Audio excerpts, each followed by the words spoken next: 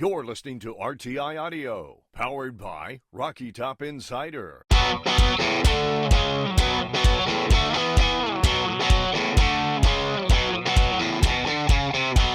This is Pancakes and Bacon with VFL, Kyler Kerbyson, and Reed Bacon.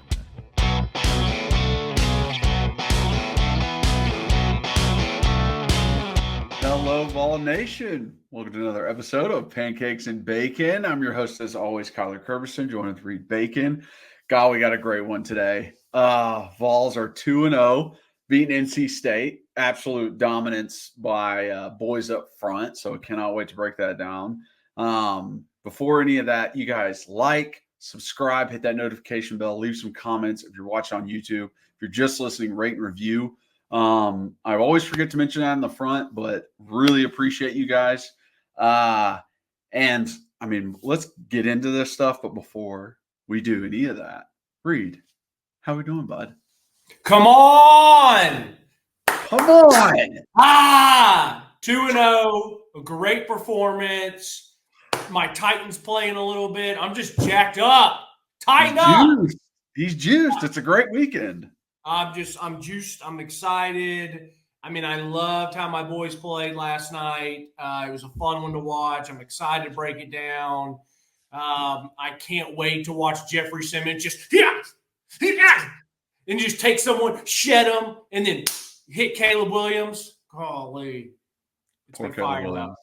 I can't. I'm so excited. It's a very intriguing matchup. It's so much cooler than the Titans playing like the Cardinals are playing, like a team that we've seen a bunch, like the Bills or whatever. Like, no, I want to see the Bears and Caleb, and I think we beat them, so I think it's cool. Okay, quote for this week. This was an easy quote. I love this. I love this lyric and this quote, anyways. And when I first heard it a while ago, I was like, "Oh, that's great! I'm going to use it," and it works out perfectly.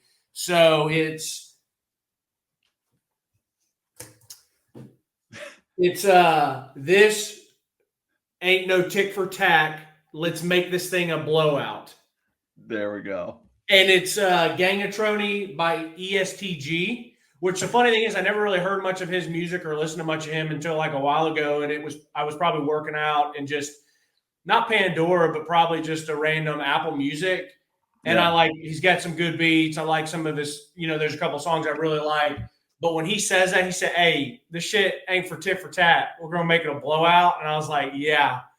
And I was like, I love that. And that is going to come into play for a Tennessee game where it's first or second quarter. We're going back and forth. And it's like, hey, we're about to run it up. We're about to show you what's up.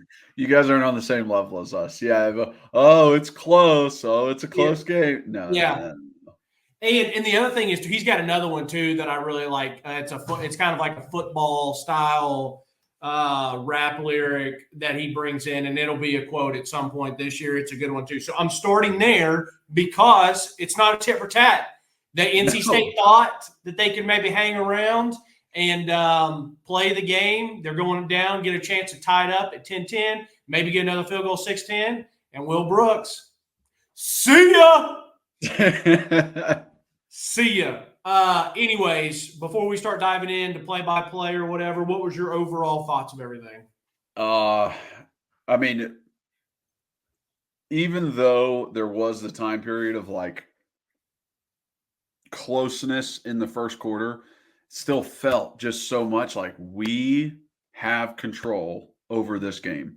There was a change of momentum with Nico's pick, and it felt like it could swing that way. But like you said, Will Brooks, pick six. I mean, just a huge moment. And, dude, we talk about it consistently, me and you, of who we love the most, what position groups we look for the most in recruiting at this level, what tells you whether you're going to have a good team or not. And it's up front. And both this D-line and this O-line absolutely made every single one of those NC State players their fucking bitch. Like, this was an absolute reckoning on both sides of the ball. I could not be happier with that. I mean, literally for our offense, I just put pancake party. Like I'm going to start using that. That it is incredible what they did. Them overall set the tone for the entire game. I mean, Spraggs and John Campbell, I talk about two guys you do not want to see. You do not want to see them in an alleyway. Spraggs and John Campbell, they're right next to each other on the O-line. You're getting double teams out of both of them. Like, get ready. Whoever's playing us, get ready. Because those guys are coming for heads. It's like running into you and I in the alley. So, hey, and real quick, I just thought about this. You mentioned it because I'm not on the video yet, but I can hear you, and you're saying, "Hey, we got a great episode today." I always forget to say rate, review. Well, I have forgotten for the past like 2 or 3 pods to say, and I mentioned it before in the past, but I want to say it again. Thank you so much to all the comments.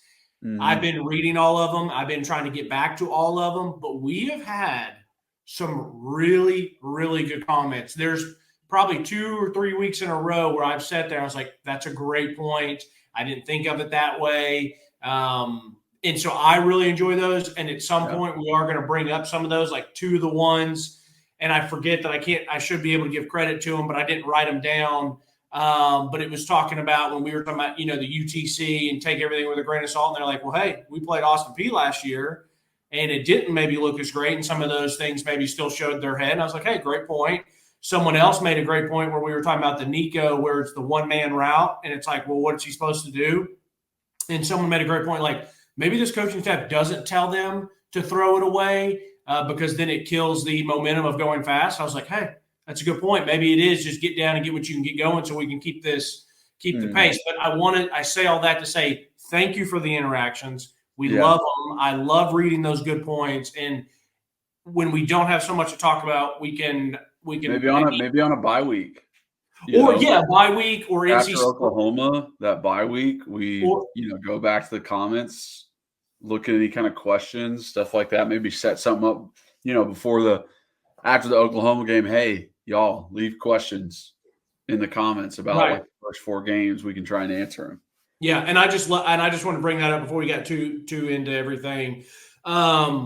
So I agree with you, the overall vibe of it. I love the Stormtroopers as always. They're my favorite favorite jerseys. I get why we wear the black gloves with them because you want to blend in with the darker uniform, but whatever. Like, screw it. I was you don't want the black gloves. If I was a player, I'd just be like, golly. I'd be like, if I was a good enough player, I'd be like, hey, Coach, I'm sorry. Like, I'm just rocking white gloves. And you'd probably be like, no, you're not. I'm like, okay, yes, sir. But you can do it until you get a penalty. Or exactly. That's what I'm saying. I'd be like, let me do it until I get a penalty. Especially if I'm like a DB or linebacker, it's probably less of one. Or I'd be like, you know what? If I have to wear black gloves, I'll just tape my fingers white. Over top the gloves? No. With no gloves. No gloves.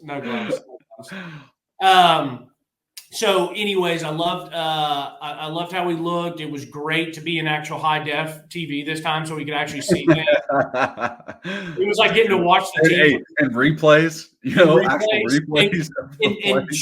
And having the A-listers with Kirk. I do really like Kirk Herbstreit. I do too.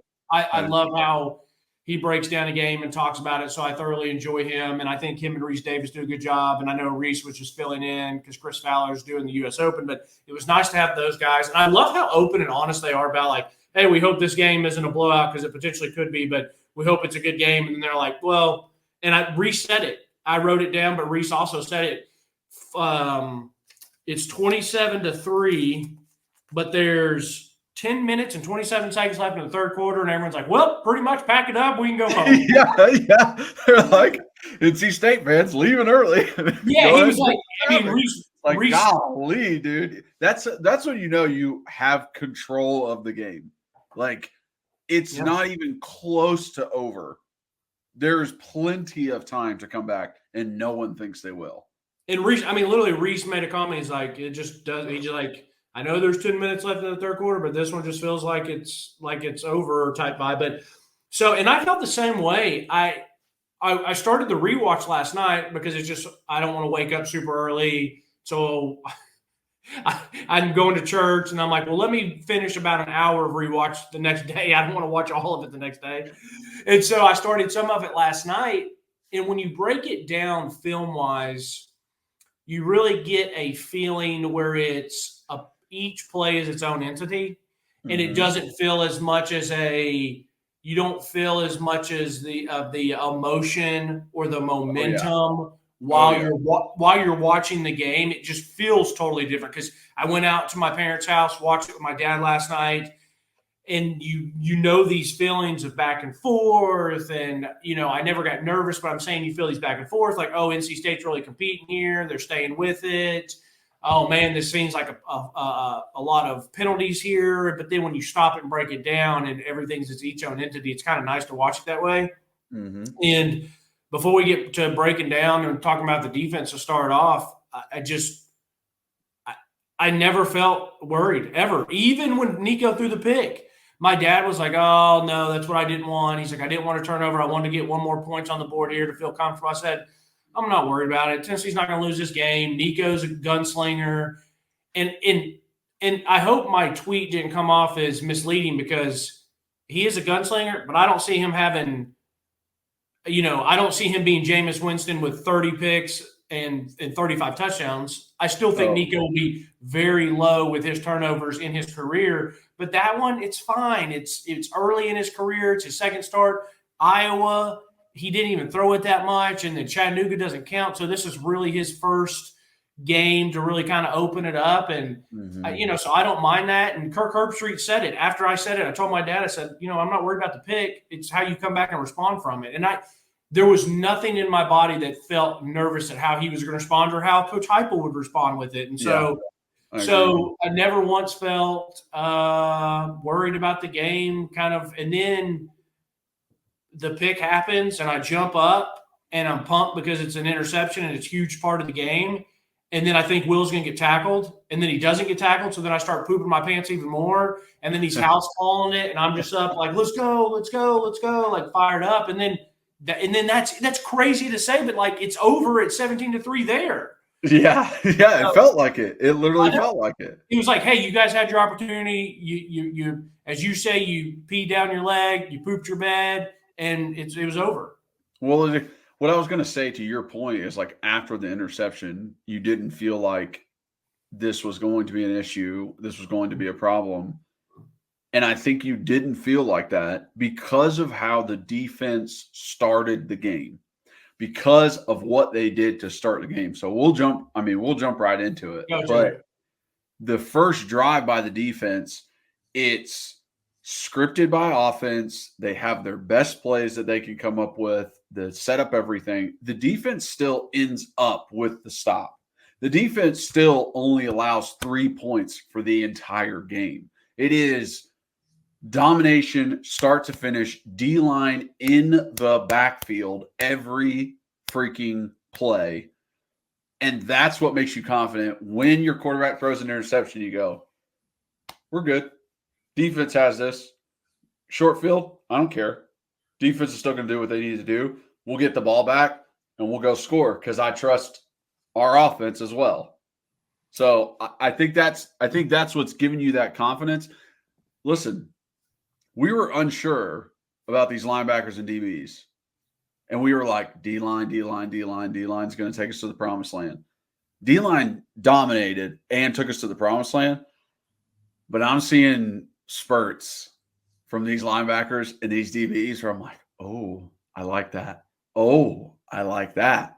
Okay, show me something. All right, show me some speed. And, I mean, I'm pleasantly –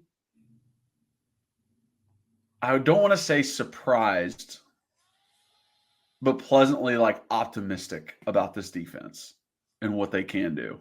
It's demoralizing when you are playing a team and their offense just seems like they score every drive. That stinks because you're like, dang, like we can't stop them. We have to answer. It's tough when our offense is humming. It's demoralizing. But it is even more demoralizing when you're playing against somebody and their defense is like that, because then you have to score points to win the game. You have to. Because, for example, say if NC State's playing us and we go out and score first, but our defense isn't playing that well, they're like, hey, it's okay. We can go score with them. Hey, they score, we score, they score. And then you go tell your defense, hey, one turnover. Give me one turnover, one stop, hold them once, and we can win this game. If you're playing a defense that is lights out, you're just like, well, we can't do anything. We try to run it. We try misdirection, quick game, gimmicks, wild formations. We try, and nothing works. Well, then the offense is just like, holy crap, what do? We can't breathe. And then the defense is like, well, we can't score. Like, we can't score for you. The offense can't score. Like, we can get a pick six, and it still doesn't matter. You start hurting each other too, because like their defense is tired as shit because your offense is going 3 and out, and then your defense is like, we have to go back out in the field. Like, we're getting road graded out here, and we got to go back out there. And Tennessee fans have seen it. I mean, the years that you were there, you weren't playing yet. It was your freshman, redshirt, sophomore year. But Tennessee could score with anybody with Tyler Bray and the weapons that he had. But then we couldn't stop a nosebleed. I mean, it was 12, yeah. I mean, that defense, they couldn't stop a litter of kittens if it came down to it. And so it was so that's even demoralizing as a fan, because you're like, okay, we scored, but it doesn't even matter because we can't stop anyone. Just when versus Missouri, those games are just like, what? I mean, what are we doing, dude? I mean, I'm telling you, that's why it is so demoralizing when a defense, you feel like you're playing against 15 people. Now, on the side of that, I put myself in there and I'm like, bro, you getting to play a linebacker or safety with this D line in front of you? You are playing as free as Leonard Skinner Freebird, man. You are not worried at all. Now, corner's different, but linebackers, you are just back there. You're in a flow state. You can be aggressive. You can talk your talk. You can go for big hits. You can take gambles. You can do it because you know what? Even if you're back at safety and maybe you do get a little over aggressive and they take a shot over and it's like, okay, sorry, one play, it ain't gonna happen again. I mean, and our offense is still scoring 50, so who cares if they score one? That's my point. I couldn't. It'd be a fantasy. Listen, when your D line splits a freaking double team, and one of those guys is supposed to be blocked on linebacker, and both of them get turned back inside, that linebacker's like, hell yeah, baby! Like, you got into the backfield and made it to where the double team couldn't come up to block me. I'm not being dramatic. I'm not being dramatic at all. I would have felt totally comfortable for Vol Nation. Not myself and Vol Nation, if I had to go play 15 snaps on defense last night at linebacker. It would have been like, oh my gosh, who's that guy? He's 33 and has a bad back and bad knees, but like, does he kind of get it? It's like, yeah, I kind of get it. Achilles? What'd you say? I said, did he just tear his Achilles? No, but they're like, hey, is he kind of nice? And it's like, is that the new Wilson?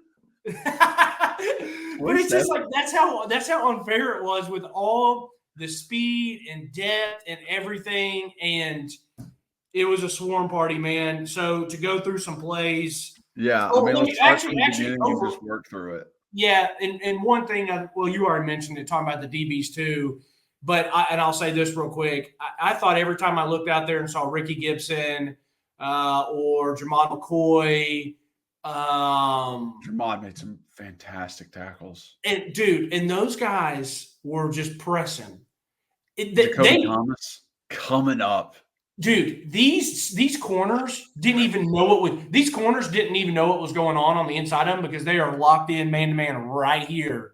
And they're right up on the line of scrimmage. I'm like, dang, like these boys are about it. And it's kind of funny. You know, you've heard it multiple times now. Tim Banks said it himself. Kirk Herbstreit said it last night. Hey, this team lost a lot of depth, but Tim Banks says that He really, really likes the young pieces he has. He feels like they're faster and more athletic. No wonder you let Wesley Walker, Tamarian McDonald, leave, Warren Burrell leave, Tank and Trey graduate. And it's those guys were fine, but you can see the speed and everything. Now, Kamal and Gabe were good corners, but you can see the overall speed at the back end now, which is extremely exciting.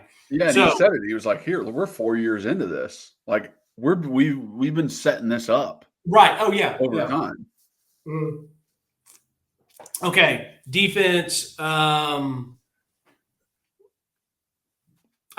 Defense. One of the defensive first plays. I love that they put JP, and then we got really fortunate. Sometimes when it's your night, we stun him inside. We stun him right into the. We stun him right into the alleyway where the tackle was. So that's demoralizing as hell because we got fortunate there. So you get that one. Okay, 3rd and 6, you show and then drop, which I like. And the reason I like that is because Kylie, what's it? Yeah, we did. And you know why he's doing that? It's because he knows that he doesn't need to send a lot of people to get pressure because he has his front 4. But why not go ahead and show and make the quarterbacks think, hey, are they coming or are they not? And then drop them back. Line. What's that? Confuse the offensive line. Make them think, oh, I have to block this linebacker. Oh, I'm not going to have any help on this side. Oh, what? Like, confuse the shit out of them. Make them double take. If you're a guard and you're thinking too much and you double take on Arian Carter or Keenan Pili coming and you've got one-on-one with Omar Norman-Lott, Amari Thomas, Tyree West, you're fucking losing. Yeah. You're going to lose that battle. Yeah. And speaking of their they had a very I don't know how good these guys were, but they have a very, very veteran offensive line. They do. So we talk about Oklahoma in 2 weeks where wow, who is that? A kid just walked by my house with this J.C. Latham jersey on. Let's go! I basically know a lot of the people in my neighborhood. I think I've seen that kid once or twice, but I look out there and I see a Titans uniform. I'm like, and he's got his Latham jersey on. That's hype. If we were on this podcast, I'd go out on my porch and yell, "Tighten up!" But anyway, so. I love that. Show it and don't bring it because you confuse the quarterback, confuse the coach if the ear stuff hasn't gone off yet, confuse offensive linemen, backs picking up blitzing linebackers or whatever, drop them out. So he does that. The trust is for to get there. They don't get there, but I like that he shows that. Great disguise from secondary. The disguise from secondary, when you saw the camera angle from behind, it literally looked like man blitz. Because you had your corners. It was I think it was corner star, Will Brooks at safety on this side. It looks like they're manning up. And then you couldn't really see the other side. So I'm assuming Andre Turrentine was back and the other corner was manned up. But it literally looked like, hey, man blitz, we're showing you. And then they dropped and went into zone. So it's okay. They converted it. And I remember looking on Twitter because I was trying to be very active on Twitter on our account. And after about the third one on that third down, someone says, we got to stop these passes over the middle. And I was thinking to myself, and this is just us being in the emotion of the game. I said, guys, first off, they're going to make a few plays. As you already said, they've got these plays scripted. And Tim Banks, as I work through this, I'll tell you, he showed it, dropped in zone. He showed it, went man. He showed it, back to zone. So he was doing different stuff. The other team just made plays for a little bit. He's figuring out. What do they like? What are they trying to do? What things are they trying to set up? Who's trying to get the ball? One of the best things that I thought happened last night was tackling. And I put swarm defense on here because it really was a swarm defense. But their big playmaker guy, Concepcion, only got the ball a certain amount of times and did not break tackles. You watched the game last week. He was breaking tackles, making plays, making guys miss. He didn't break tackles. The first guy, whoever was the first guy to get there to make that tackle, made the tackle. There was no breaking. There was only one time that happened. And it was the first play on the screen. No, I'm talking about there's one a little bit later in the game, but it didn't matter because we had a swarming defense. So you go to the next one. I was so impressed with Ricky. They bring Conception in motion, and they're trying to – so they see it's man. And, of course, you get your best player. You know it's man. You bring him in motion, get in that corner, have him to run. They bring him through the traffic. Ricky is right on it. As you said, makes a quick tackle. So instead of a 2nd and 5 break tackle turning into a 15, 20-yard gain, no, Ricky has to do all this running. He doesn't get caught up in traffic, makes a tackle. So I get what NC State's doing it, but also demoralizing because like, damn, we can't even get him in the open field. Exactly. And then you come down, Arian Carter. I appreciate you. You're a younger guy. And I even put myself in that situation. It's like a big game. It's one of your first starts. You have an absolute kill shot on a tight end where you could get your shoulder pad and helmet up under his strap and take his head off, and he doesn't. And it's like, I love that because you're playing smart, even though that is so difficult not to take that murder shot. Yeah, that would have easily been a penalty. Easily. If he hits him. But that's why 15 didn't catch it. He saw Arian out of the corner of his eye. He was like, I'm going to get laid out if I really reach for this ball. And he got scared. He heard footsteps coming. So great job. And, they called out Keenan on that play of like playing the run, comes up a little bit, leaves it open over the top. I like the way Keenan played it.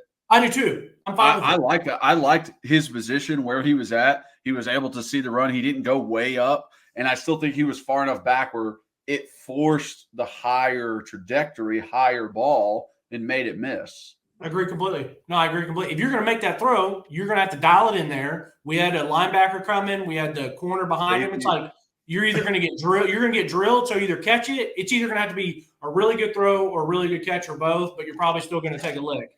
Okay. Like I said here, this time Tim goes man on third. They have a nice rub route. You know how difficult it is on a rub route, which means a rub route means you're getting your best guy kind of going through traffic so that the DB has to fight through other DBs or linebackers or other receivers and kind of get caught up. So they do a rub route, and it's a little shallow and drag. So it's just a baby little shallow and drag. Once again, extremely smart by the NC State. Our guys just play it really well. And I get they got it and they got the first down, but we're right there. We're making the tackle. They have scholarship guys too. They're still going to make some plays. So I just like the fact that I saw Tim go, okay, we're going to show Grayson McCall a zone here. We're going to give him man here. Like we'll figure this out. Great play to force the third on a tackle for loss because it's 2nd and 1. It's just, dude, it's consistent. Like you're watching the D-line. You're just like, oh, I see Amari back there. Oh, now I see Eason back there. Oh, now I see Tyree back there. Oh, there's Omar Norman Lott. Oh, there's freaking Elijah. It's like every single play you see a defensive lineman making a play. Yeah. And like I said, that gives and the linebackers did a really good job of not hesitating. Those linebackers were in the backfield. All they were shooting their gaps. They were getting back there. And I love the murder shot from Keenan Peely, from KP. Oh, yeah. I mean, he comes over and absolutely decleats Buddy. And it's like, hey, if you might catch it, but we're going to be here. We're going to be swarming. So that right there is a prime example of what I've told you before, like how as a big guy you want to play linebacker. Yeah. That right there. I know. I mean, and he played it perfectly. That's the shot that you get. Like, yeah, D-line's cool, 3 technique, great, but like give me that linebacker where I can come just Bobby Boucher, like knock somebody out. You have to be that's a different shot than like some guy coming on a slant and he's like got his hand up and it's just like the easy kill shot. That one you still have to work for, but hey, you swarm to the ball, you play fast, and those are going to present themselves. And then Omar Norman Lott. 1-on-1.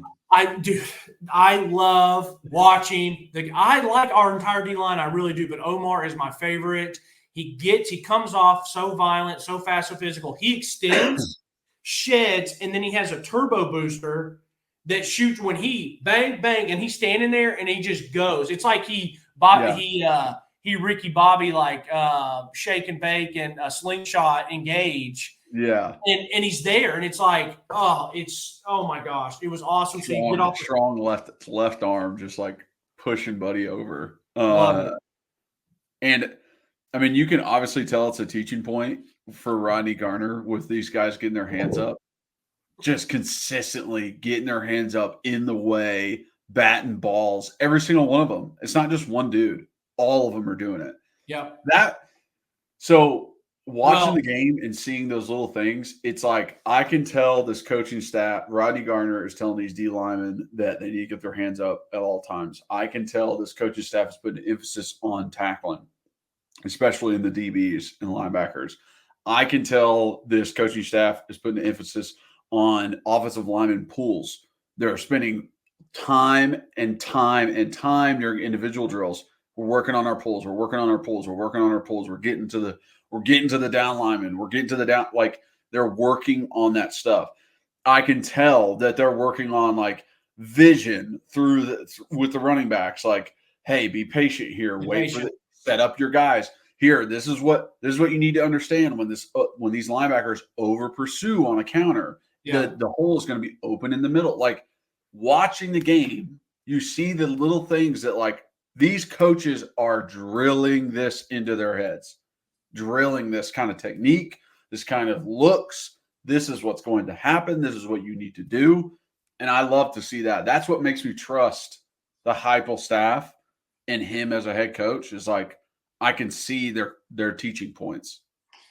And so I had a note there about getting the hands up, and it's not just linemen, it's linebackers too. And it's smart. It's a smart coaching point because you're sitting in there and say you're in the linebacker room. You're like, guys, I don't have to tell you how good this D line is in front of us. These guys or these teams that we're playing are going to go extremely quick. They're going to try to do a lot of misdirection. They're going to try to screen and bubble you and all that crap to death because they don't have time to do a 3 and 5 step drop. So if you're going and you can't get there, get your hands up. So that's the linebackers. Well, then, like you said, Rodney Garner's already said, hey, guys, they're going to get rid of it. If you can't get there, get your big paws up. And so we saw probably 4 batted balls last night in some big spots. Yeah. You know, and so it's like I think that's a great point that you make about you can see the teaching points coming into play. And those teaching points, they do matter. But they're even more important now because of how good the D-line is, meaning like those coaches know what's coming. So it's like, you know, you can easily tell a team that's got a fine D-line, like, hey, we're going to get there. We're going to bat balls down. But you might not get that opportunity that much because you're just trying to get to the quarterback. But with something like this, it's like, hey, we're so good. They're going to have to do this. We're going to have a million batted balls if you just get your hands up and get in passing lane. So I'm glad you brought that up. Continuing on defense, you have a whole new defense line, an entirely new. I put that down. That was what you have not one. Sometimes teams will leave. Sometimes team will leave at least one dog or 2 dogs in there, and they'll rotate the other 2. No, you got Jason Jenkins, you got Jackson Moa, you got Davian Hobbs, and you got your boy Caleb Herring, which by the way looks really nice and he's filled out pretty well. So, and then I have same results. Yes. I literally put set line of scrimmage. They literally set the line of scrimmage a yard back, and they were like, nope, here we are. We are. We're the backups, and we're still in the freaking backfield. Yep. I mean, it was a really nice push by Caleb on the edge. Aaron Carter hit it quick, and they came up, demolished it. 3rd and 13. I think it's funny. We like the second D line and third D line, but 3rd and 13, they're like, hey, we got the all pros coming in. So you bring those guys back in. And then something that was hilarious, and they were backed up at this point. So I don't think this was a pass turned into a run. I think this was a design quarterback. Get what you can get. We're going to punt this out. But I thought it was funny that it was kind of indicative. There were some guys on NC State's team that were ready to play and brought the thump, whether it was offense and defensively. But then there were some other times that it was very glaring that Tennessee brought it to them, and it didn't look like they wanted it. And on this one, so KP, Keenan Peely drops back. He sees what's up. He sees Grayson McCall start stepping up. So he's like, F it. Like, I'm coming up. And there was a running back there that looked like he should have blocked. And if you had seen KP take that, he didn't necessarily have to take the block on. He could have just gone straight to Grayson, but it was like the guy was kind of there. KP's a veteran player. He's like, I know this guy's probably going to try to block me. So he goes up and hits him. He thumped his ass, bro. And I was like, hey, this is some big boy ball. I mean, Keenan is like 30. He's like my age. Keenan and I went to school the same. Keenan likes to hit, dude. No, I didn't necessarily expect it out of Keenan. Like, it wasn't like this is what I know about Keenan. Right. But so many plays, the 4th and 1 later down, like where the quarterback keeps it. Keenan comes up and road grades the running back, like meets him in the hole. He's supposed to be an extra blocker. It's just like, nah, there's no hole anymore. The very first time that we get Keenan, I watch his film. I'm really bummed out about some of the stuff I see on film. But then we go to practice and we see him and we walk right by the linebackers. And I immediately looked at you and I said, he looks good physically. Like, he looks really good. And all they were doing is kind of some like one-on-one warm-ups where somebody comes up and they were just practicing kind of early, beginning to practice, kind of getting the swing of things where you come up, make contact, extend and shed. And I told you right then, he did it and made it look extremely effortless and easy. And I was like, well, we know that he's really strong. And so, like, hopefully that physical will come out. Like, you can be really strong in that, but you might not play physical. He plays really physical, and it's great to see. Yeah, he's been doing it for 17 years, so he's very good at it. Exactly. And that's the last thing I have on that defense. James Pierce's spin move was nasty on that quarterback draw. It was. Something about James, I don't know. When they kept panning back to him towards the end of the game, he looked kind of pissed as he was on the sideline, or just like kind of upset. I don't know if it got to him that like he didn't make many plays, like we didn't see his name get called a lot. He was out there. He was on every 3rd and long. He's out there, and there were times where I'm watching it and I'm like, James, you got one-on-one. There's no running back help. There's no tight end help. You're one-on-one with a tackle.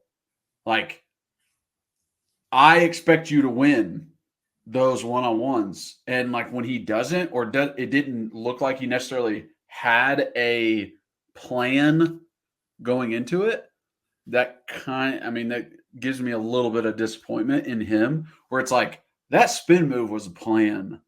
And that worked perfectly. And it was so quick and so fast. There's nothing that tackle could do about it. And he was almost there for that tackle. If that's a regular pass, it's a sack for sure. Quarterback's not running like that. And it's like, I didn't necessarily see that on every 3rd down. I need to see that, man. Like, there are 3rd downs where it looks like you're just rushing outside and that was it.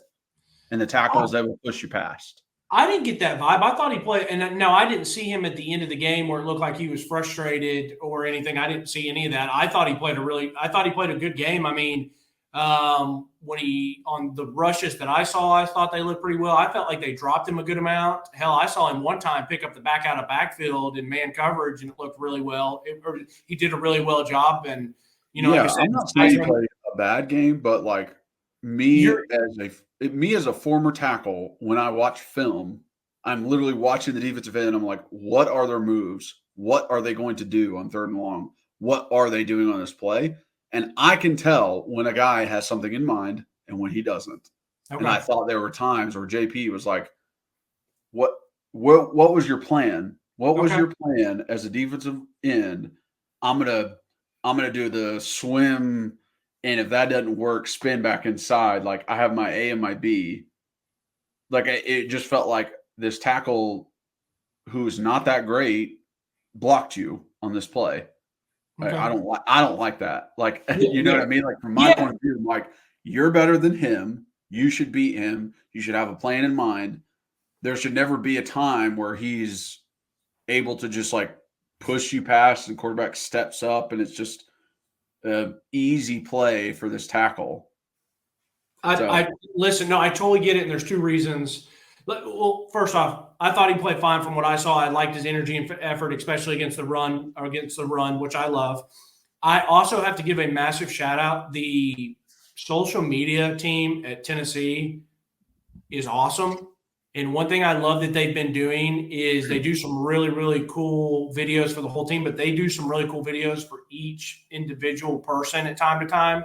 And they've been doing it for a while. And I think that's a really cool thing to do for recruiting purposes and for guys. But like, I know if I was on the team and there was something cool that I did or whatever, and they kind of gave me a shout out on the Tennessee football Twitter page, like the main page. I'm like, that's pretty dope. And they did it for Jacoby Thomas when he was coming out of the tee last week, and it was a dope video. And then they did one, I remember, of Jake Merklinger back in fall camp, which that's cool, man. Like Nico's getting all the pub, Gashamore's a backup, but like you were still a good like recruit. Let me give you some love. It like keeps guys bought in. It like shows recruits. Well, they did one this week of James Pierce, and it was him behind him and him walking out. And it said like homecoming. And I'm like, yes, that is dope. Like he's not only from North Carolina, he is from Charlotte.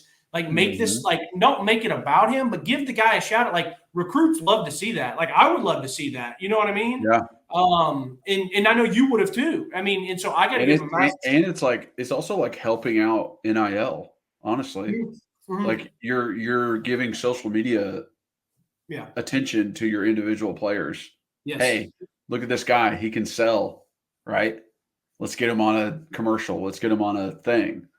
And it's not just the quarterback, the receiver, running backs that are like the big deals. I mean, they put Jacoby Thomas on there coming out, and it was a dope video. And I thought the ones that they had of us last week coming out were really cool. So, anyways, I want to say that, but I thought he played. I thought he played fine. But the other reason that I trust what you're saying is because I know that you play tackle, and you and I have had millions of conversations about this stuff, and you've watched so much film and all this stuff, and I know how you are. Once you always say, once I see you at this level, this is my expectation from you. And if James Pierce is really going to be a top 5, top 10 pick in the NFL, you expect him to go off when there's people that are not as good across from him. And even when there is good, he's going up against good tackles. Now, the thing is, we're all human. We're not perfect. We all don't play great games, but you're not saying, hey, you got to be perfect all the time. You're just saying come with a plan. Exactly. Yeah. And that's a big deal for not just edge rushers, but rushers in general. I listen to Chris Long's podcast all the time, played, multiple years, 10, 11 years in the NFL. And he's always talks about, you have to come with a plan, but you have to have, once your first plan gets stopped, what's your next move? And then what's your next move? Yeah. So he made me look stupid a couple times at the Patriots. Oh, you were up there when Chris was there? Yeah. Yeah. We got to talk about that. Yeah, we got to talk about that. I think I have talked to you about that, but I forgot. We got to talk about it again. Yeah. Yeah. Eason again, like the next drive, he's splitting double teams. I mean, him and Tyree West are. I mean, I know you love Omar, but like him and Tyree West are. I mean, I love those guys. Yeah. Yeah. They're playing dogs out there. Jacoby Thomas on the blitz, running back misses him completely. Doesn't even see him coming. And he honestly like saved that play. So, and the reason I think that the running back maybe didn't see it is because we show 6 with both backers. So 4 down linemen, both backers are looking like they're going to come. Well, one drops. Keenan actually does a little old school, like he's showing, and he takes one step back like he's going, and then he comes.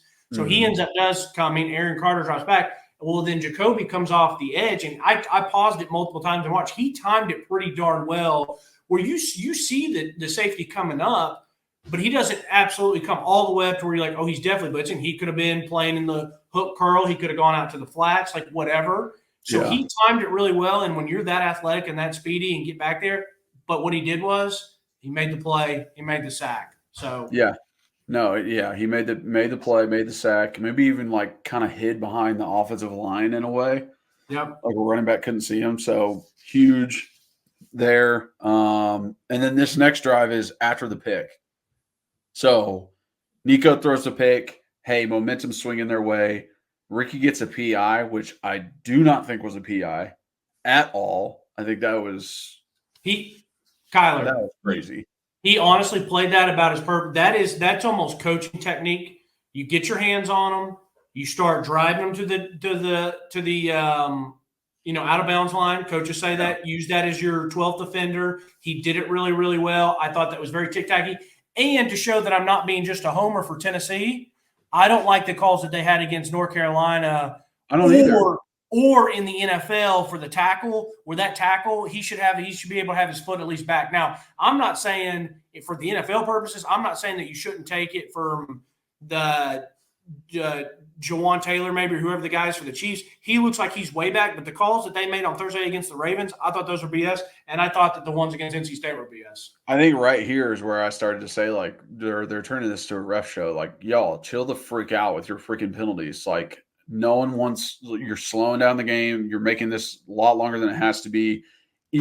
I thought they missed a ton of blatant stuff where it was like Keenan probably could have been called for targeting on that big hit across the middle. Like, there were plays that, like, we committed on offense or defense where I was like, well, I mean, that was a holding by John Campbell, or like that was a targeting to the head by one of our defenders. Like I saw those things happen. I'm like, these guys aren't catching those.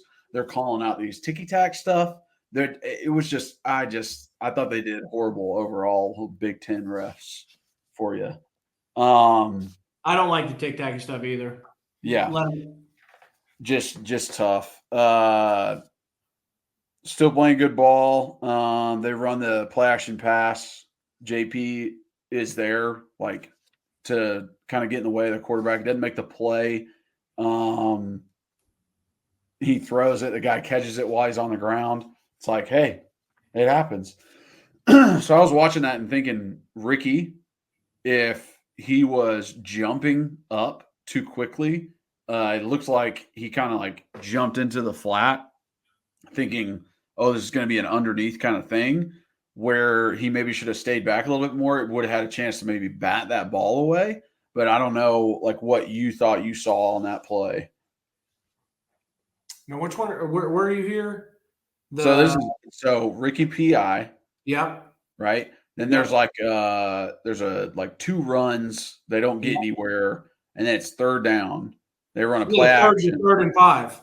Yeah. And they complete for like 12 yards. The guy's like on the ground and catches it in his chest.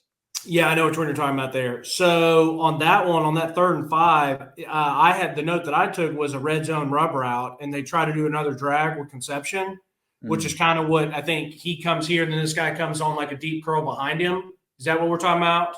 And they complete it?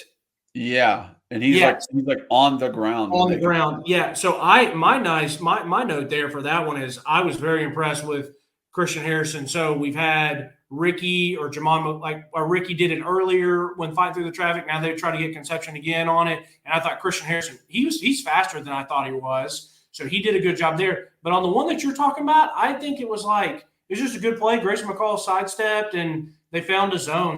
There wasn't anything bad or I thought they should have been done different there. It's okay. Like I didn't. That's if I remember correctly in the notes that I took. I just thought it was they're going to make plays too. I didn't think anything of it significant of note to bring up.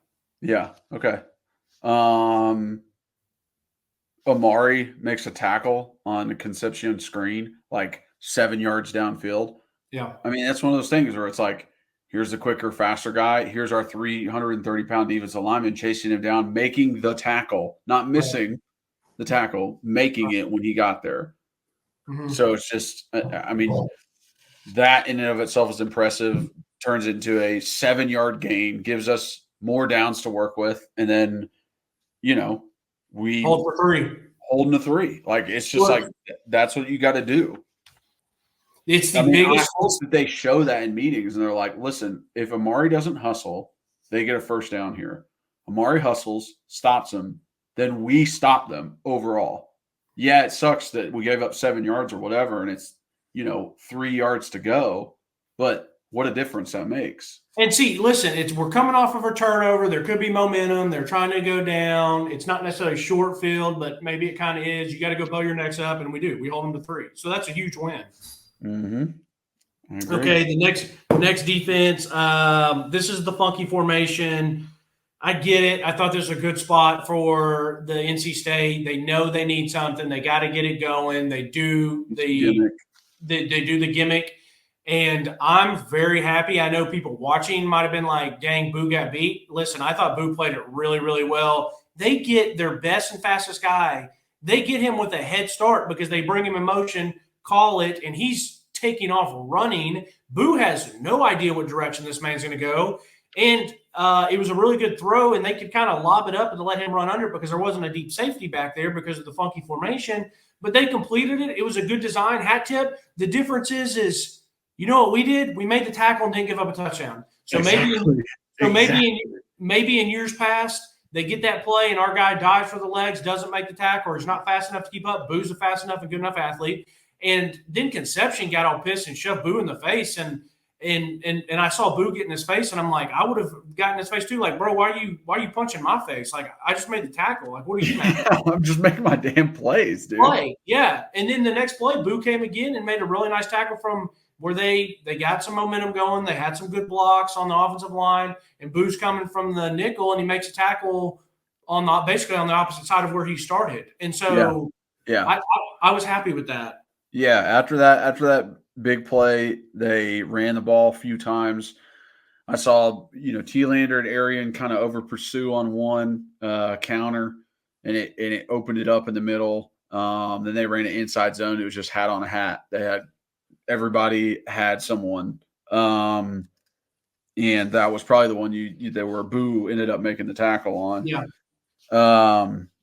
Then we get further into it. I want to make a note here, too. You had mentioned last week or 2 weeks ago that you're like, hey, I hope we see different rotation of linebackers and not just KP and someone else. Well, this time you had Arian and T-Lander. Yep, exactly. They started really actually mixing it up. And even later, you see Jalen Smith getting into the game. So Omar gets into the backfield, just disrupts everything, making it absolutely impossible. I mean, when these D-line split a double team to get into the backfield, I mean, they can't do – no one's going to run against that. It messes up everything. And then, this is the drive where Will Brooks pick six. This is, Joshua Josephs. Hey, get your freaking hands up. You never know what might happen. What does that do? Forces the overthrow. And I made a comment about a couple weeks ago, Will Brooks, and I was like, yeah, I like Will Brooks, but I'm worried about, like, he might be in the right spot, but is he going to be a game changer? Well, he showed right then and there that he can be an absolute game changer. Not only is he in the right spot, he doesn't just tackle, he doesn't just make a sack and Todd Kelly style fall down. I felt like every time every time TK caught a pick, it was like he was in a great spot, make the play, big game, and then he just would like tackle himself because he was like nervous to run with it. And so Will picks it. Then I think he's going to get tackled by Grayson. He doesn't. And so not only is he in the right spot, but he house calls it and he takes advantage of it. But the other thing is Joshua can't get there. He's playing almost that basketball defense, like, okay, where you going? I'm right here. And so Grayson's like, hey, this is just a little play action dump. But Grayson has got to sidearm that thing. You have to draw him in a little bit more, sidearm it, because that is so dangerous. That is such a very difficult thing to do with a football because, like, it's hard to get it high enough and to drop it. I mean, it's not like it's like a baseball where you can kind of do a baby toss. I mean, the way the ball shaped. And so Joshua Joseph really made that play by forcing Grayson McCall to throw it up like that, which was so dumb. You got to sidearm it. And it's hilarious because then Tennessee, on the next offensive possession, we ran the exact same play, and Nico's ball got tipped, but Nico's 6'6", so he can kind of throw it down as a downward angle. Yeah. And so it gets tipped. Ethan catches it. Then we kind of run something similar with Squirrel on the big third down. But, it's a total defensive effort. Joshua Joseph does his play, and then Will capitalizes on it. It's like you capitalize on their mistakes. And it's also like Nico and his abilities made the difference in that play where he's running, the guy's scared of him running, and he also, whenever he lets go of the ball, right, you have both hands on it as a quarterback, you let go to throw it. It's a quick, his process of winding back and throwing is so much quicker that the guy can't time the jump on Nico as well. Josh Josephs can on him. Agreed completely. A little quick shout out, Peyton Lewis with a super nice tackle on the kickoff when. The backwards kick, like rolled back. Incredible. This was a good one where later in the drive, Boo shoots his gun. And Amari is coming down the line and makes that tackle. That was the only one I wanted to point out to you. I was like, man, wrap up. And Jacoby Thomas and Jamal McCoy and Boo and these guys, they were shooting guns and flying up there. But Boo, you were there. Just wrap up and make the play. You're lucky that we had Big O running and made the swarm defense he's running. And you still had, I think it was T-Lander, maybe Will Brooks, and another linebacker that were swarming too that would have had a chance to maybe stop the third down or the first down conversion. But Boo, I love it. You're there. Just make the tackle because I don't want to get in the habit of being overly aggressive but diving. You can be an aggressive safety coming up and hitting someone. That doesn't mean you're just diving in and trying to tackle with your shoulder. Because when we play better competition and better guys, you're going to have to wrap up or they're going to get some extra yards. Yeah, I totally understand where you're coming from.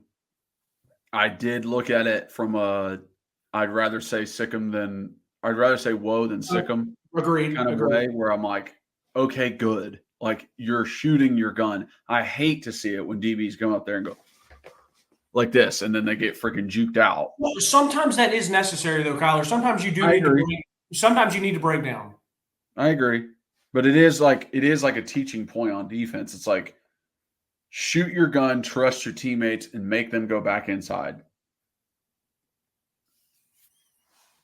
Trust your teammates, yes. Make them go back inside, yes. Shoot your gun, yes. But then you're leaving off a big part of that teaching point. Okay, yeah. Thank you. Okay. No, those you're right, but you're saying that's like making a sandwich but forgetting the bread. It's like you got everything. It's like, yeah, but you also got to tell hey, we got to wrap up. We got to make the tackle. All right. Turning into freaking Colin Coward over there with your analogies. Forgetting the bread. Okay, third quarter is where I am now. Yep. For defense. So Joshua Joseph sets the edge, just beats the guy to the outside, makes the tackle in the backfield. This a great tackle by McCoy out on the edge.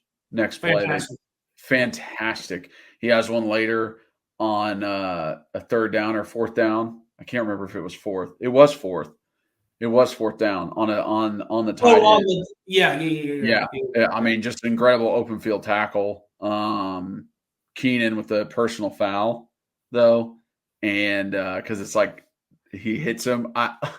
That's a weird spot. I don't know why he did it, but the buddy flopped too on the second. Or when they showed the second. Buddy flopped. It was also the tackle by McCoy. Kind of, he rolled the guy on top of him. So it did kind of look like the guy was like about to start running again in a way. So I wasn't like totally against Keenan, but I get it. Let's see. I got Arian with a good tackle on the running back out of the backfield. So it's a bigger play. They don't call horse collar on Arian. I think they called like a offensive holding or something like that, and it kind of brought it back. Yeah. But Arian was like, I mean, that's a good tackle. You're behind the guy. You chasing him down. You got to get him down. Making the tackle. Like, I love that out of a young linebacker. Like it was good to see. Hey, Arian he looked good, bro. I mean, he was flying around, moving around. He's a good looking athlete. And then this is the sack fumble by Dominique Bailey, where he comes back inside, retraces, hits the ball out, and grabs it. I mean, that thing fell right into his chest. It was fantastic. It was so dope to be able to be just one swipe, grab, all in one. Yeah, all in one. And then this right here, like when that happened, I immediately was like, McCall's not the guy. His reaction to that happening and putting his hands on his head and being like, oh, no. I'm like, okay, first off, we thought the game was over earlier. It is definitely over now. And second, if I'm a coach on that sideline, I'm like, dude, get this guy out at quarterback. He is not it. Like, he is not it. If my quarterback's going, oh, no, what did I do? You're not my quarterback. got it. Put the backup in. Let's see what he can do. Maybe he can make something happen for us. Listen, Grayson's he's been a good college quarterback.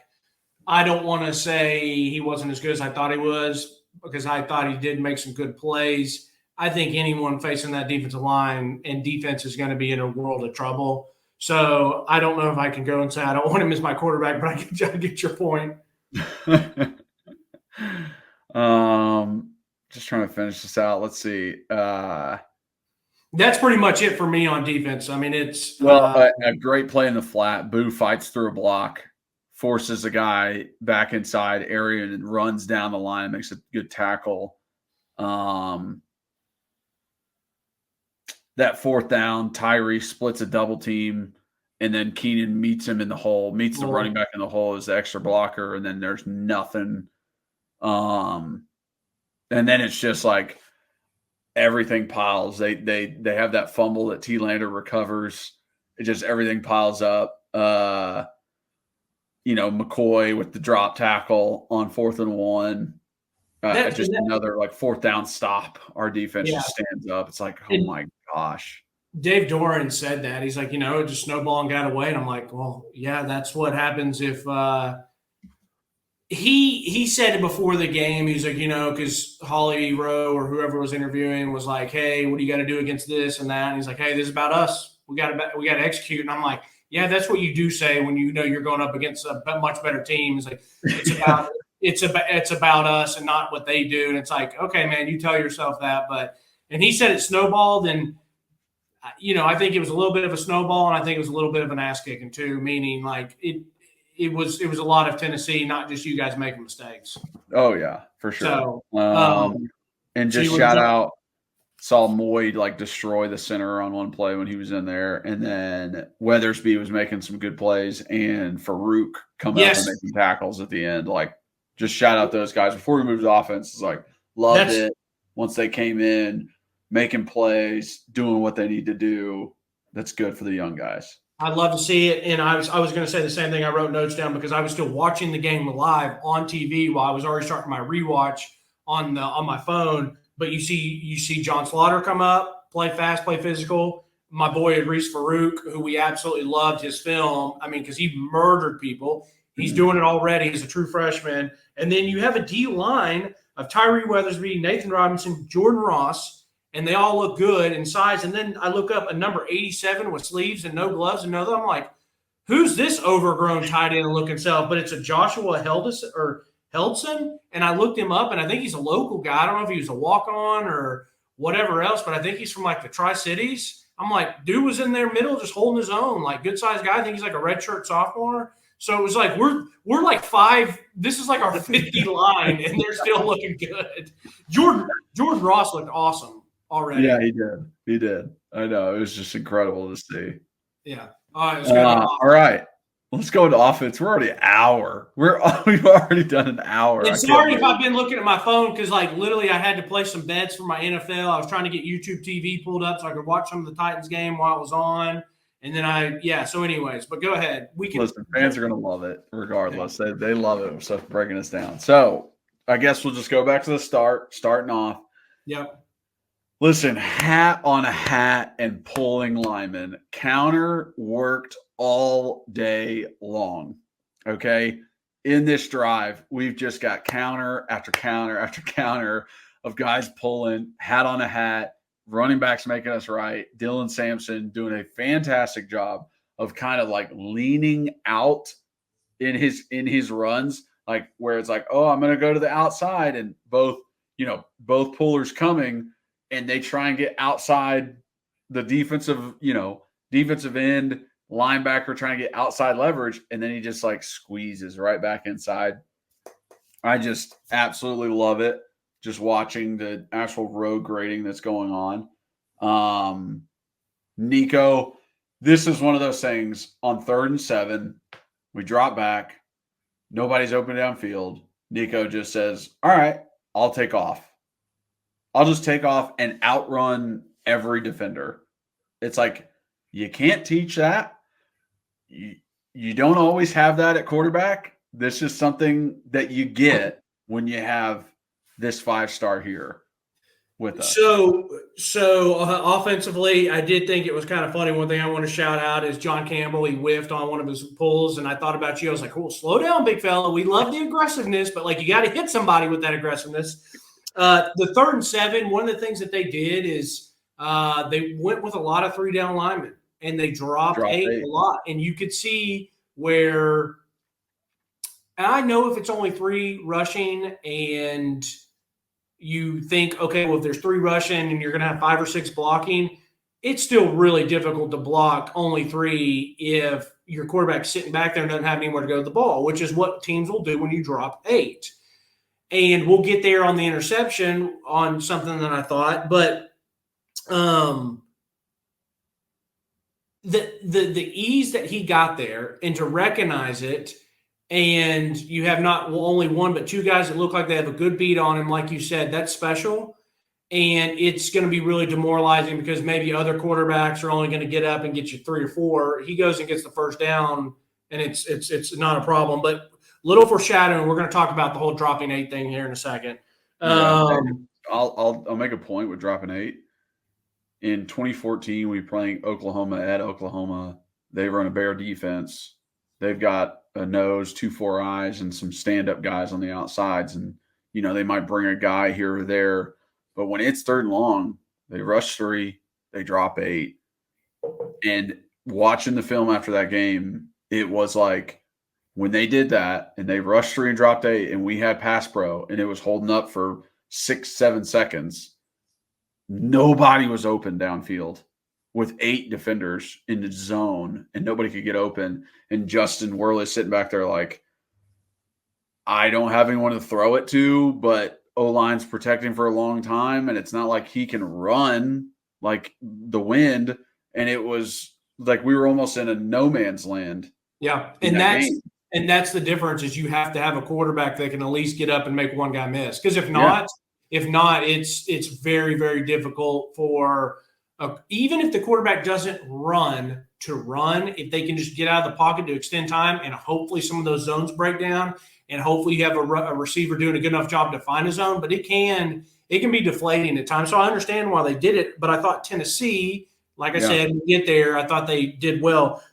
Pancake Party is perfect because I have Hurd, Coop, and John all get a pancake on one of these next plays. I mean, absolutely decapitating these dudes. Man, just absolutely the play that like you miss right when it's like coming back in. Lance pulls around and absolutely just body bags a linebacker. It's incredible. It is.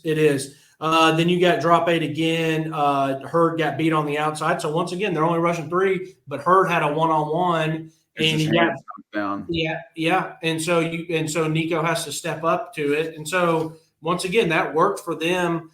I was a little surprised that Heupel didn't run it on the 2nd and 7. I'm sitting there watching with my dad. I said, okay, we got 3 down linemen, 2 linebackers. He'll run it. He doesn't. And I'm sitting there thinking, this is human nature. You have your new toy, Nico. You want to be aggressive. You trust him to do the right thing. But sometimes continue to stay patient. And ultimately we did. If that's what they're going to give us, go ahead and keep running it. And then Brew did a great job beating his buddy off the line of scrimmage, and we just didn't connect, and that's okay. It happens. Yeah, and this is the John Campbell and Spraggs on the play before taking a guy out of bounds and penalty. And you know what? What I say earlier, I'd rather say whoa than sick 'em. I'll take this. I know. I will take this penalty. I will too. Every day. I'll take this penalty every day if my aggression stays the way it is and I'm road grading dudes up front. I'll take this penalty every day of the week. So I don't want that penalty on a big 3rd down in a big game. I will get a little pissed then, and I know you can't really pick and choose and you can't really tell the players when to turn it on and off, but it's nice that it's early enough in a game that we feel very comfortable with. So it looks much better, but if they went and did this against Alabama on 3rd and 12, I'm going to be pretty pissed. No, I'm not going to be pissed. Like I just said, I will take it. I will take it.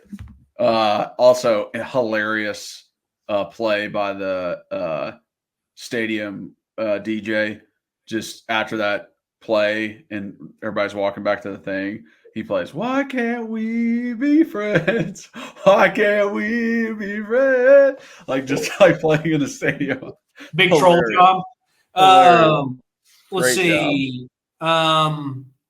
Okay, so I got the whiteboard for my first one here. So Okay. This is the next drive where we have the Ethan inside screen. Yeah. So before that, shout out taking advantage of what the DBs are doing. They're giving space.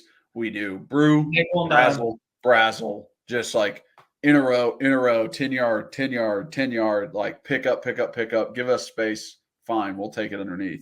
Now, and that's the thing about Heupel. That's the thing about Heupel. Heupel's going to take what you give him. And that's why earlier I said it was 2nd and 7. They only had 3 down linemen. I was surprised he didn't run it. But he got a little excited. He's got the Polynesian Prince, and he wants to let him sling it. That's right. All right. So here's what? The Polynesian Prince. I like it. Yeah. Well, I can't take credit for that one. I've seen that one. Okay, so here's your basic. You got your center, guard, tackle. Okay, well, he puts Ethan Davis here.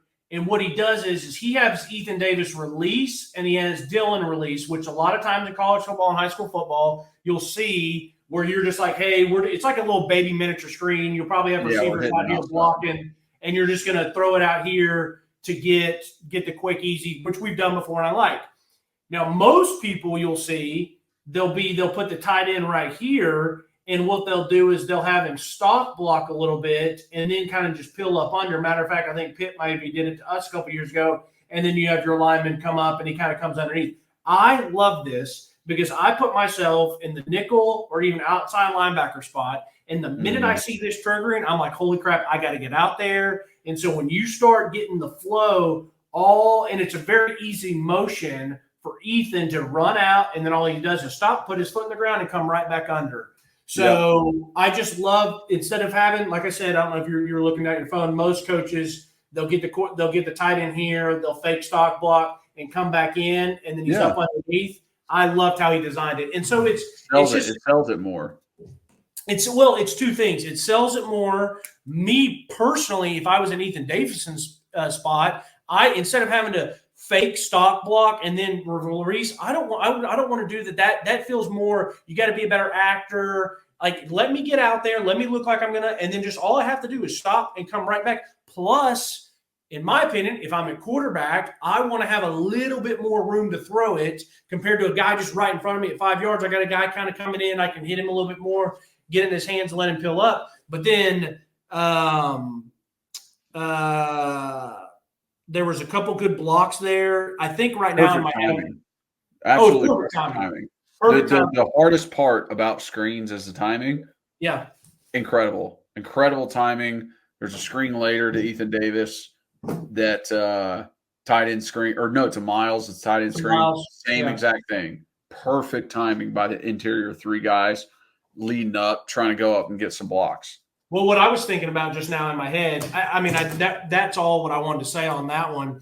But the other thing is too is, and I was about to say, hey, shout out to the blocks, but the blocks I'm thinking of are on the shovel pass because I think it was Carrick and Javonte got up out there and it was perfect. But we'll get there. So I just love that. I love the little wrinkles of these plays that are very, very common football plays, and they have been for the past 5, 8, 10 years. But Heupel just adds another wrinkle. And like I said, besides even having Ethan Davis going out like he's going to block, I love that he puts him behind the tackle and not up on the line of scrimmage. It doesn't get muddy.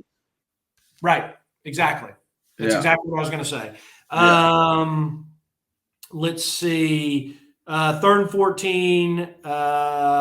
They messed up. They messed up showing the blitz. So you get Heupel time in Nico's ear, or Nico realizes, whoever realizes it. I'm assuming Heupel calls the play. They bring Miles back in a little bit more. And if you're sitting there and you've got your chess master of Heupel and he's sitting there on the sideline, he goes, okay, you've got 3 down linemen, 1 linebacker, and then 1 other guy who's like the outside backer / nickel or safety, and he's splitting the difference, which means he's halfway in between Miles and the offensive lineman. Realistically, you have 4 person blocks. You have 4 people to block with 5 down linemen. So you're sitting there thinking, I could get 14 yards. The easiest throw for me to make right now is a little shovel pass to Dylan Sampson, who's my best player in the open field when he gets the ball in his hands. So what's away? Okay, I'll do a quick shovel pass. So basically, Nico turn around and give it. It's just everything that Dylan has done in the past, last season, this season, like he is the guy you would trust on that kind of play. Like you don't do that for every running back. You know what I mean? Derrick Henry is never getting that opportunity. I agree. Ever. And he's one of the best ever do it. Yeah, I mean that kind of stuff is like I trust Dylan Sampson and his abilities that this play will work, and he does it multiple times in the game on 3rd and long with Dylan, and it works. It's so funny because they talk about football being a game in space. Hey, get your playmakers the ball in space. Well, we all think like, oh yeah, like get a quick pass out there, let your receiver make a corner miss. Let me get the ball to Dylan. Like we got the ball in the middle of the field. The field is 53 yards wide, and we couldn't have been more in the center. And he says, I'm going to get the best player with the ball in his hands with blockers out in front. And freaking Dylan can go right, he can go left, he can go forward, he can go backwards, whatever he needs to do. I've never seen a 3rd and 14 be converted more simply in my life than maybe a guy falling down at defense and you're like, oh, he fell down. Okay, I'll just throw it to my receiver. Yeah. It shouldn't have been that simple, and it was. And Dylan still breaks a tackle to make sure and get the first. Well, that's the other thing I was going to say is the play call is amazing, but they still executed it perfectly. And you had your guy make his one guy miss.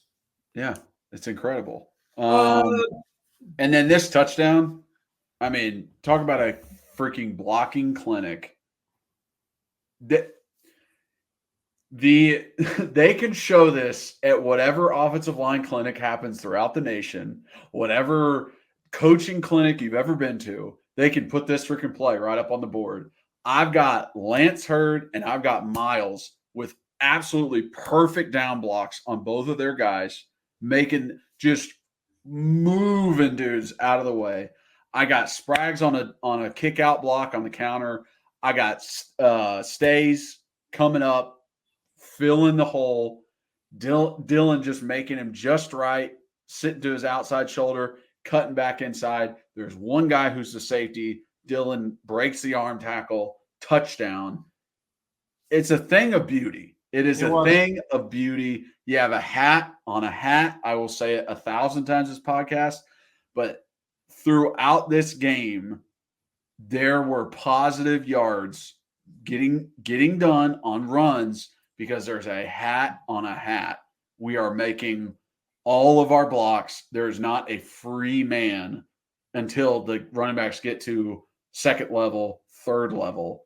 And that first touchdown, I was like, oh my, like just give it to me all day, baby. I'm creaming my jeans back here watching this offensive line. And they showed the back angle of it, and it couldn't have looked better. It couldn't have looked more beautiful. But the other thing is, I've said there were some NC State guys that came to play. There was a couple of the defenders. They had the safety or corner, whoever it was, that was coming up, popping, making good plays. They had a couple of linebackers that were shooting it.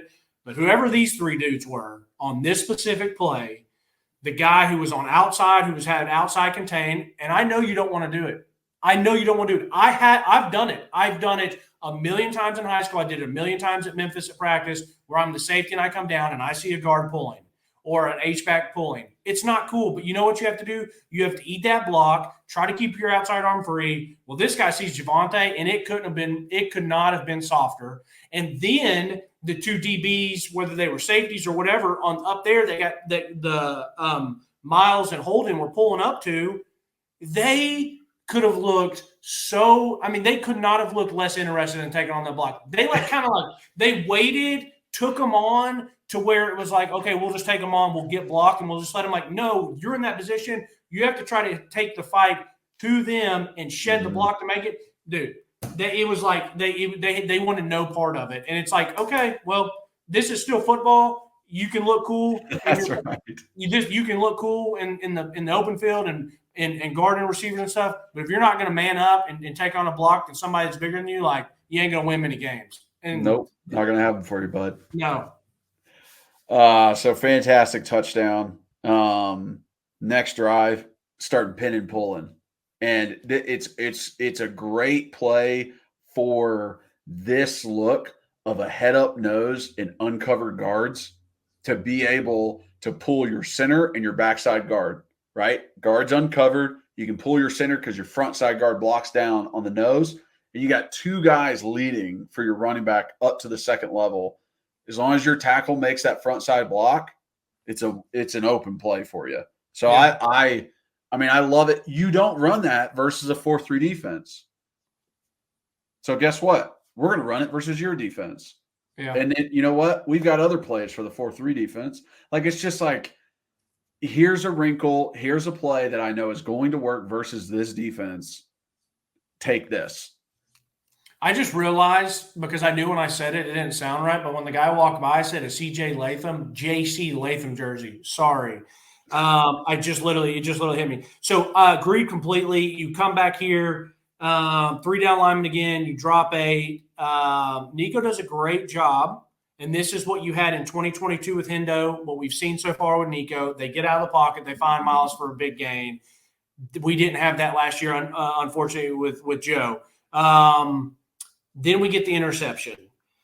So you drop 8 again, and the funny thing is, Kyler, even when we dropped 8, there was still a potential window. I mean, they dropped 8. We maybe only had maybe 3 guys on a route. And so when you see the back angle of what Nico's seeing, it looks like it's completely covered, but there is still an angle where Bruce coming across.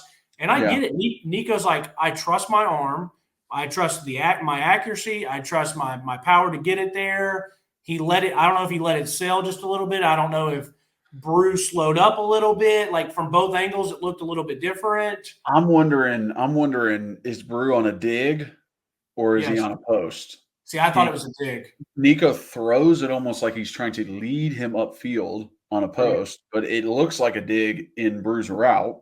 Agreed. And I wonder if Nico's kind of like, listen, the only place that you're going to be open and I can get it over the linebacker is if I lead you upfield a little bit, and hoping that Brew kind of feels that in a way. I don't know. But, I disagree with that, because on that, where you are, the guy who made the pick was a deep safety. If you're throwing that on the post, it could be completed if Brew's running in front of that safety, but he's probably going to get blasted. I think the dig is the play there, because there is going to be an alleyway. So my thing was, it was probably a dig, and he just overthrew it a little bit. But as I mentioned, I don't hate the pick. It happens. You know, how's the kid going to respond? He obviously responded well. But then as you see after that, when they started dropping it, and Nico said this, by the way, I caught it. He was interviewing at the very end. Holly asked him, and he said, she was like, how was your performance? He said, hey, I think there was some stuff there in the second quarter. I got a little sloppy. I need to be more patient. And so he already knows, like, he knew probably right when he threw it that, hey, like, it's probably not smart to force this bad boy. I need to run it. And then Heupel also knew, said, hey, if they want to keep showing 3 and dropping 8, we're going to run it right down their ass the whole day. Yeah, great tackle by Nico too. Yeah, it was. On the interception. I mean, it was. And then before the interception, I just want to shout this out because it's foreshadowing for later. A great play by Miles. He's into block on like a 7-8 man protection. Nobody's open. He turns around and is like, hey, like, here I am. You can throw it to me. Yeah. And they pick up a first down. It's like foreshadowing for later, because he does it multiple times in the game. I'm talking like, what's this guy? Like, this guy's football IQ, I absolutely love. Yeah. Yeah. It's like, hey, if you get beat, either go find work on a block or like turn around and be an escape, or be a check down for your QB. Yeah. So then offense, we come to it, man. We get the switch. You get the patented slot shot. So it's the post fade and mesh. You hit Squirrel. It's a nice catch by Squirrel. They brought the backers. I thought they picked up the blitz well. And then Nico sidestepped. So he sidestepped with the pressure coming, and it was a great play. This, I wanted to just shout out Cooper. Like, he picks up the linebacker coming across. They do a kind of a twist with the linebacker coming through the A gap, and then the 3 technique trying to come to the opposite A. So linebacker comes, Cooper picks him up, realizes that Carrick is not able to stay on that 3 technique, and he almost bumps off of the linebacker to go to the 3 technique that's twisting. So Cooper pretty much blocks 2 guys on that play, that deep throw to Squirrel, and like understands that like I've stopped the momentum of this linebacker. Now who is more dangerous, this linebacker or this looping 3? He feels that, understands that, picks up the looping 3, kind of like leaves the linebacker over there and gives Nico just enough time to get rid of that ball. It was like, that's it right there. You don't do that as a freshman. You got experience. He understands the game. He understands the feel.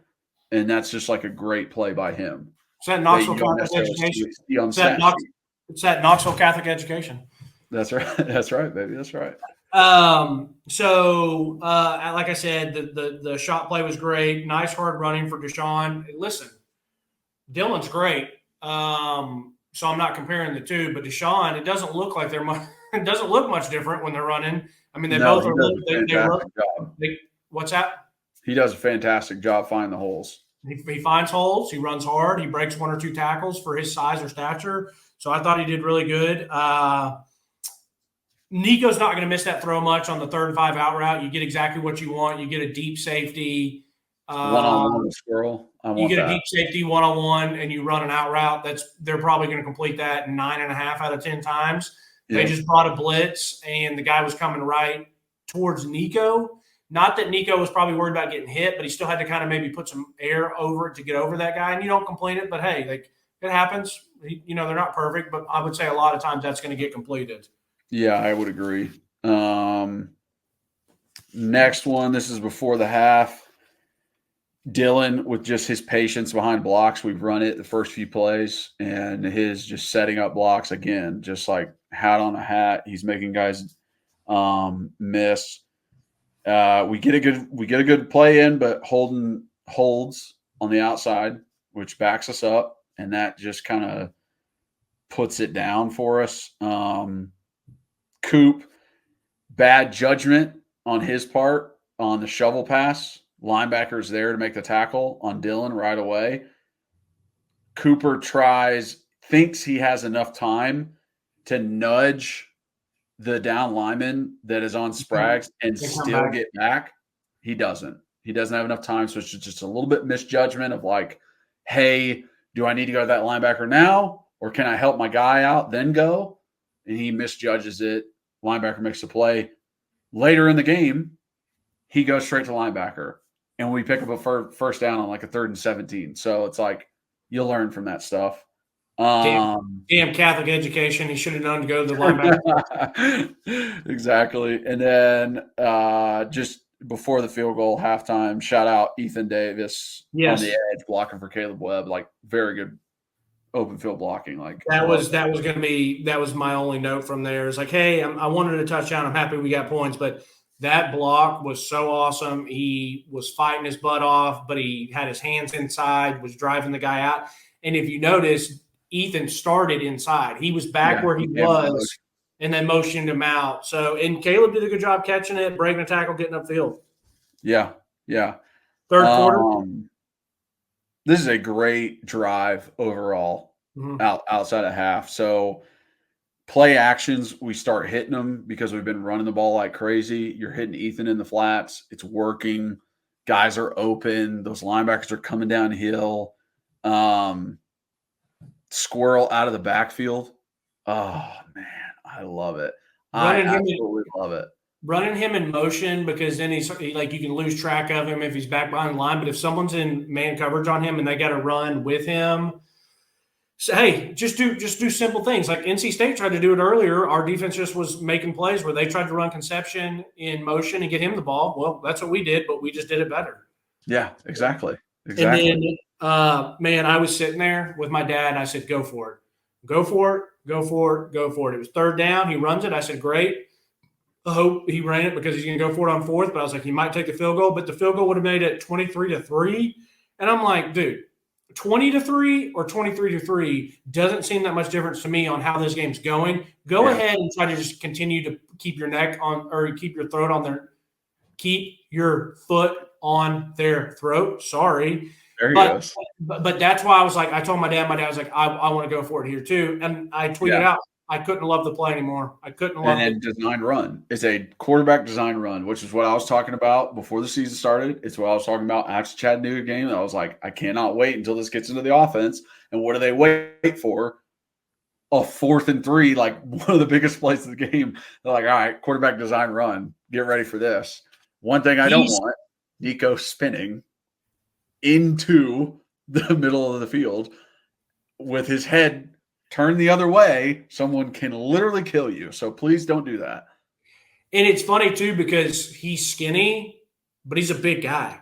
Like he's a big human because he's 6'6". So like he looks skinny, but he's still 6'6" and 215 something pounds. And he's so long and he runs physical for his size that it's nearly impossible to stop him on a 4th 2, 4th and 3, 4th and 4. Because if he puts his head down, even if you hit him about the line of scrimmage and he falls forward, he's going to get close to getting it almost damn near every time.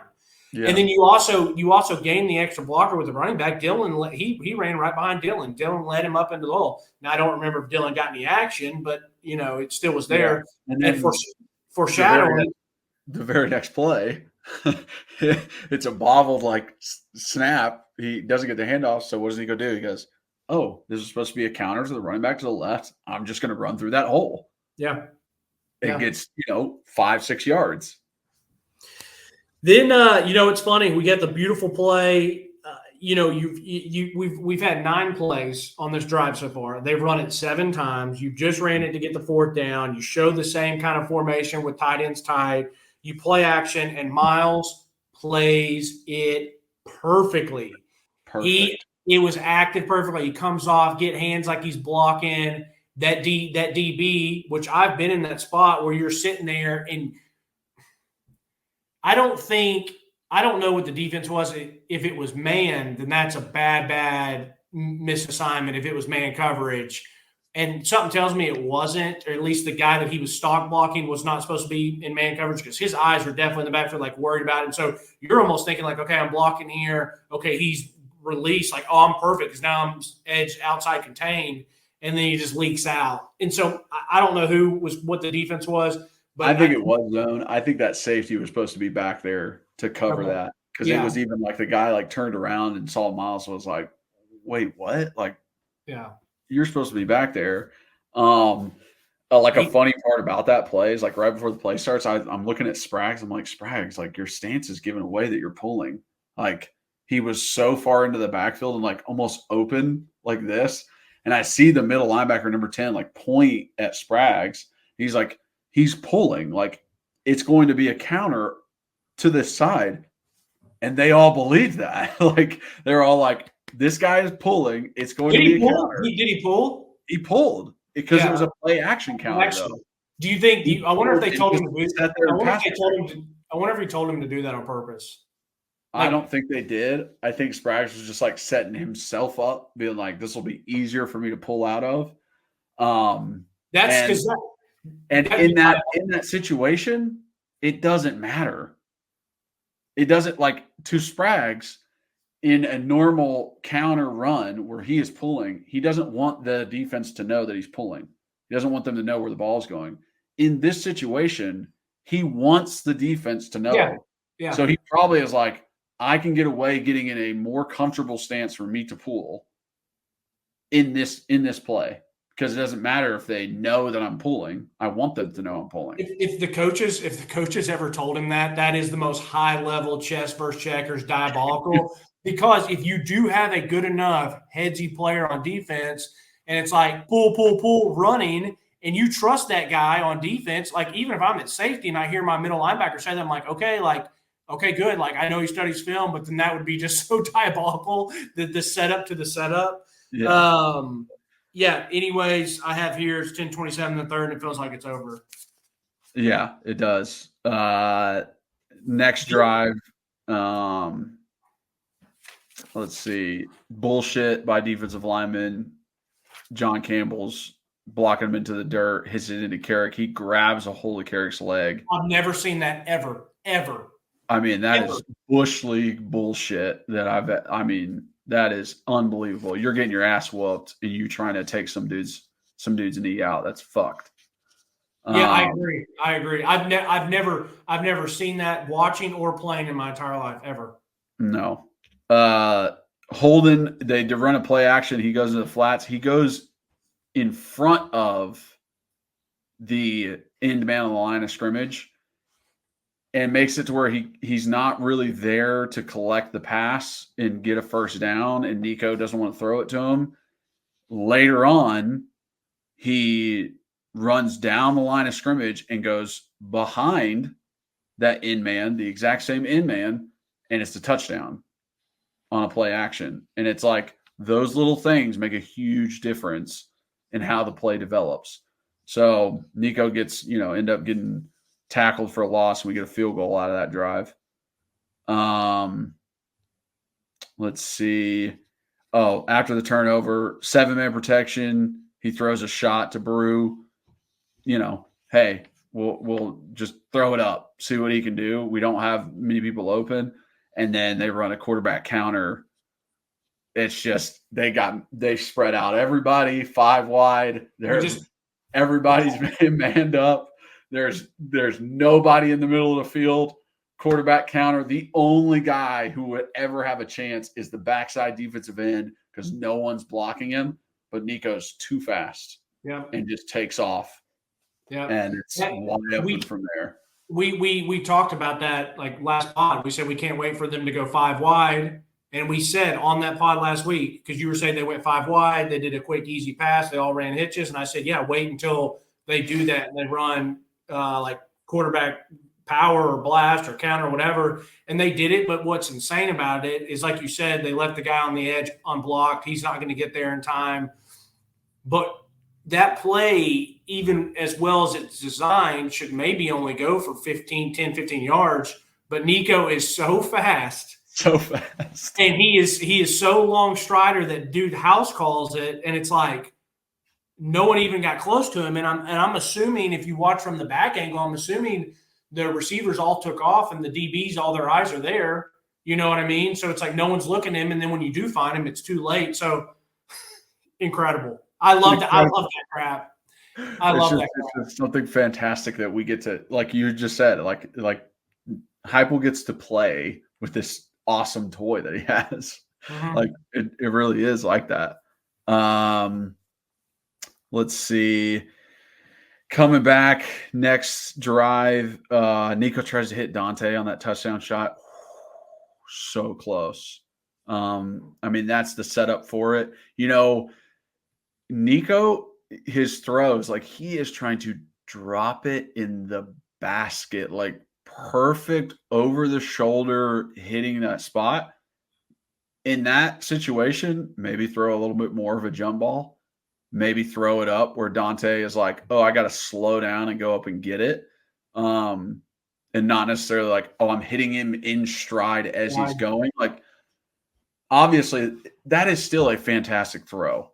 It was still a fantastic throw. Yes, he missed him by maybe 2 feet. Like if it's a foot less, Dante can catch it. But I cannot fault Nico for what he did. I'm just like, hey, if I'm gonna maybe, hey, let's try this next time. Just like, let's try throw it up so he can go get it.